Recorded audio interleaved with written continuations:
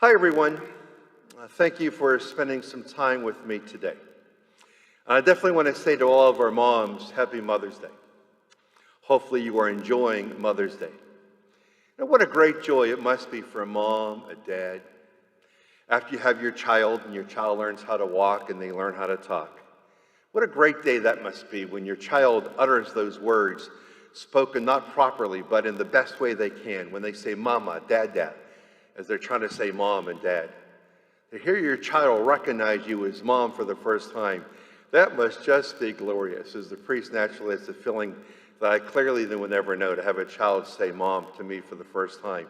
But for all of our mothers, I'm sure you look back on the day when your child or your children called you mom for the first time. What a glorious, beautiful day that had to be. I'm sure that's a day you take to the grave with you. But I'd like to talk today about Mother's Day, but from the perspective of the Blessed Mother, the Mother of Jesus. And go back to Good Friday. Good Friday, the Blessed Mother was watching her son being crucified. She watched her son walk the road to Mount Calvary.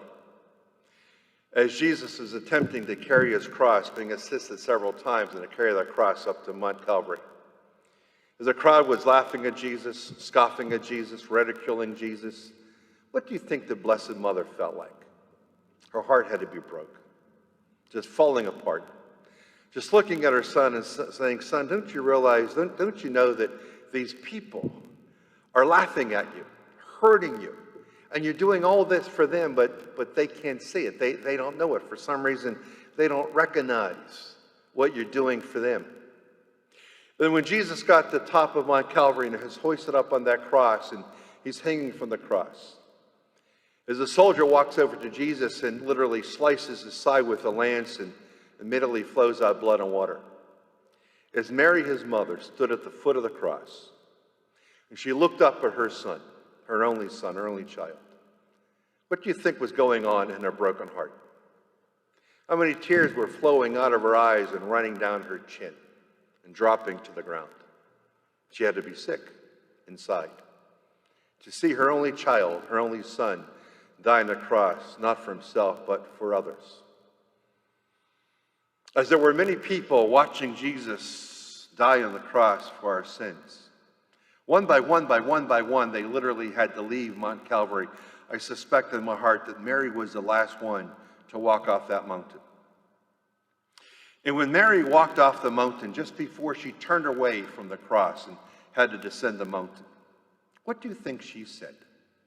Unfortunately, what she said, if she said anything, is not recorded in the scriptures. We have no idea what she might have uttered, either verbally out loud or maybe said something silently in her heart. But what do you think Mary might have said or might have thought when she had to turn away from that cross and walk down Mount Calvary and let her son continue to hang upon that cross?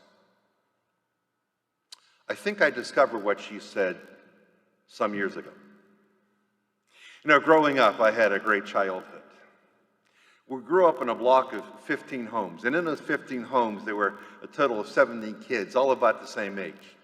And the 17 kids, the difference in age between the oldest and the youngest was only 4 years. So for many years growing up, when we were young, we played together, all 17. There was always someone to play with when you got home from school, or in the summer times, always someone to play with. And usually all 17 of us were together all summer long. Well, we developed a closeness that still exists until this day. I still keep in close contact with the ones of the 17 that are still living. But one of the 17, the fellow living right to the right side of our house, my house, was a young fellow by the name of Jerry. Jerry was a really nice fellow. He lived in a house with his mom, Helen. Unfortunately, Jerry's father abandoned his mother and him when he was only 4 years old. So his mother, Helen, had to raise Jerry all by herself. And Helen was one of the fun moms of the neighborhood. She was the mom that in the summertime, in June, July, and August, on those hot, sunny summer days, she would simply say to her son, I'm going to take you to Keystone Lake in New Alexandria. See if anyone wants to go. And Jerry would put the word out that his mom is going to Keystone Lake and she'll take whoever wants to jump in a car. I was always in that car.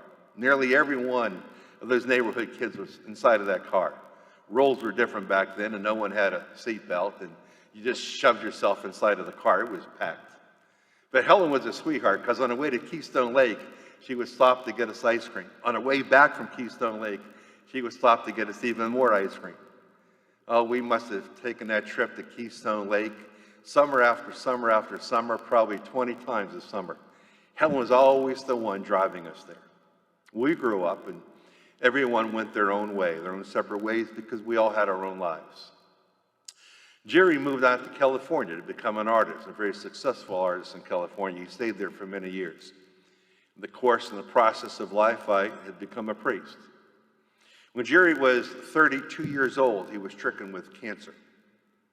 He tried to take care of himself, surrounded by friends he had made out in California, but it was getting too difficult. So he moved back home to be with his mother, Helen, as she would care for Jerry as he was fighting cancer. They lived, as I said, right next to our home. When I would go home to visit my mom, I would say to my mom, "How is Jerry doing?" She would give me the updates on Jerry. Every so often, I'd go over to visit Jerry. I should have done it more than I did. I'm not sure why I didn't go over more. Maybe I thought I was too busy, but I never was busy enough to spend time with Jerry, something that should have taken precedence over anything that I was doing. I remember this one day in particular. It was a July day. When I went home to visit my mom, and my mom said, "Jerry is really, really bad. You should stop over to see him." I'm glad she said that, because I took her advice to stop over to see Jesus on that Jerry on that very day, because it was a very special day. It would be the day that he would be called home to heaven. When I got to the home of Jerry, I knocked on the door and I could hear his mother, Helen, telling me to come on in. I walked in and I figured Jerry was probably in the back of his bedroom. I knew its location, so I went back there. And there was Helen, his mom, sitting in a chair right next to Jerry, holding his hand and wiping his forehead, just kind of loving him as much as she possibly could. I stood right alongside of Helen, a little bit behind her, and just holding on to her back and kind of just rubbing her neck and just rubbing her shoulders to offer support the best way I could. During the course of that time, I anointed Jerry, as I had done several times prior. We offered some prayer. Then Helen and I just stayed there together. As she held his hand and wiped his forehead, and I held onto her shoulder and wiped her neck. As we were watching Jerry, breathing became extremely laborious. He would inhale, and that would take a long time. He would attempt to inhale, and that was taking even longer. That was probably the difficult of the two, the exhale and the inhale. Well, I remember looking at Jerry after about an hour of being in that bedroom. I noticed that he inhaled. That took a long time. And then I looked, and I looked, and I looked, and there was no exhale to occur after. Then I knew that he had expired. The good Lord had called him home. I initially didn't say anything to Helen. I didn't want to tell her that her only son, Jerry, had passed away. I just stayed there. I actually didn't have to tell her because as a mom, she knew.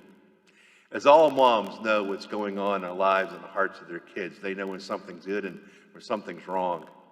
She knew that he had expired. She did not have to hear me say, "Helen, Jerry has left." After about 20 minutes of just being there with Helen and Jerry after he had taken that last breath, he could not complete the exhale. I bent down and said to Helen, "Helen, I think it's time. I think it's time to call the funeral director. Do you want me to do that?" And she said yes. So I went out into the kitchen where the phone was located and I called the funeral director. But 5 minutes after that, the funeral director showed up at the house and he brought with him his van that he used to pick up bodies at homes. The neighbors clearly saw the van and they called each other to inform each other what was going on. And as the funeral director arrived in the house, so did many of the neighbors, one by one by one by one. Before long, there were probably about 15 people inside of the house, moms, dads, and some of the kids that grew up with friends of Jerry's. And so was the funeral director. We were all there for a while, and then the funeral director said to Helen, I have to take your son. So I went out to the van with him, and we got the gurney and brought it back into the house. And with the assistance of some of the male neighbors, we put Jerry on the gurney. It was amazing, as Jerry was a big man. He was 250 pounds, 6 feet 3 inches tall. But when we put him on the gurney to take him out into the van owned by the funeral director, Jerry's body is whittled down to about 80 pounds, devastated by the monster known as cancer. We put him in a van, and he drove off to prepare Jerry for funeral. A funeral mass that I would have about 4 days after that. I went back in the house just to be with Helen and the other neighbors who were still there, and we spent time with Helen. But one by one, the neighbors left in the same fashion they arrived. After a couple hours, I was the last one left in the house. It was just me and Helen. I stayed there, not really knowing what to say. We just kind of sat there and held hands and would say a certain word or certain line now and then, reminisce a little bit about going to Keystone Lake and how she bought us all ice cream on our way over, the way back. We were both shedding tears. He was the first from the neighborhood kids to pass away. So that was a massive loss. Since then, there's been many others. That group of 17 is whittled down to just a much smaller number. I guess that's how life works. But at a certain point, I said to Helen, I have to leave. It's time for me to go. I gave her a kiss and a hug. And I walked to the exit door, the screen door. And I put my hand on the knob to walk outside and to leave. And just as I was pushing the door open, Helen yelled out something that I will never, ever forget. I believe that what she yelled out probably were the very words that the Blessed Mother thought and said, spoken audibly or in her heart, as the Blessed Mother had to leave Mount Calvary, turn away from her son, and to descend the mountain all by herself. This is what Helen said. This is what I believe the Blessed Mother said, although not recorded in Scriptures. As I held on to the exit door, that storm door, Helen said, aloud, clear, and plain, she said, "No one will ever call me Mom again." And when she said that, just a river of tears flowed down my face. And I thought about that many, many times. And every time we get the Holy Week in the church and Good Friday in the church, I think about that all the time as we read the Passion on Good Friday. We tell the story about the crucifixion of Christ. And I think about the Blessed Mother. She had to walk down Mount Calvary all by herself. She had to say, because at that point, she had her only child, a son. She had to say, "No one will ever call me Mom again." Now, what the Blessed Mother did not know back then was that she would become the mother of the church. We would all be calling her our mother in a very special, spiritual way. That she did not know. All she knew was this: I'm a mother. I'm a mother of a child, an only child, a son in this particular case. And I've just lost my son, and no one will ever call me Mom again. That's what Helen said. I surmise in my heart, knowing the beautiful nature of mothers, that's what the Blessed Mother said. I would think there's no greater joy for a mom or a dad after they have their child and they watch their child begin to walk and talk. They hear their child utter those words, "Mama, Dad, Dad, Mom, Dad." What I find amazing is this: if I'm standing next to someone and their name happens to be Kenny, if someone from a distance yells out the word Kenny, I look and he looks, because I don't know who's calling my name. It's always amazing. You can have 5 moms huddled together talking with each other. And when someone says to that group of moms, "Mom," they don't all look. Only the mother who recognizes the voice of their child, because they realize that's my child that said the word Mom, that mother looks. Although they all have the same name, Mom. Moms recognize the voice of the child. Moms turn when they only hear the voice of their child, their children. They don't turn to see who's calling them when someone says mom and they know it is not the voice of their child. They do not turn to look to see who said it. So moms on this Mother's Day, from the perspective of our Blessed Mother, I wish all of you a very happy and blessed Mother's Day. And may you be filled with the joy you first received when your son, your daughter uttered in their own way, Mama, Dad, Dad, Mom, Dad, when they utter those words to you and to your husband. Mom, Dad. And may you continue to hear those words uttered from your children forever, for many years into the future. It would be devastating to have to experience, as we celebrate this Mother's Day, to have to say what Helen said as I was just about ready to exit her house, what the Blessed Mother probably said when she was walking down Mount Calvary. No one will ever call me mom again.